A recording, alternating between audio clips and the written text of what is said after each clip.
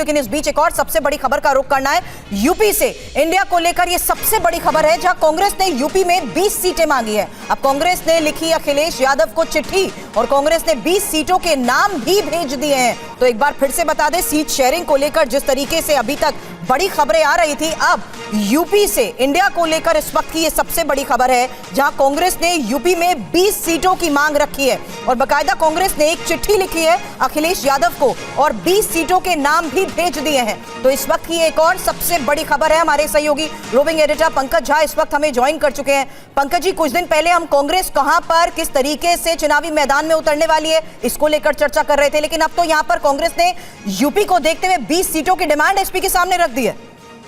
हाँ, बिल्कुल। आपको याद होगा सुरभि कि अखिलेश यादव ने सोशल मीडिया में इस बात का ऐलान किया था कि कांग्रेस के लिए उन्होंने 11 सीटें छोड़ी हैं। उसके बाद चौथे राउंड की बैठक हुई थी दिल्ली में समाजवादी पार्टी और कांग्रेस के अलायंस कमेटी के सदस्यों की, और उसमें ये हुआ था कि आगे में अखिलेश यादव और फिर राहुल गांधी बैठकर इसको तय करेंगे। अभी जो जानकारी मिली है कि कल अखिलेश यादव को एक चिट्ठी कांग्रेस ऑफिस की तरफ से दी गई है, उसमें लोकसभा की 20 सीटों की मांग की गई है। और जैसा समाजवादी पार्टी और अखिलेश यादव की तरफ से कहा गया था कि आप सीटों के साथ साथ उम्मीदवारों के भी नाम बताएंगे, लेकिन इन 20 सीटों में उम्मीदवारों के नाम नहीं बताए गए हैं और ये अपेक्षा की गई अखिलेश यादव से कि इन 20 सीटों को कंसीडर करे।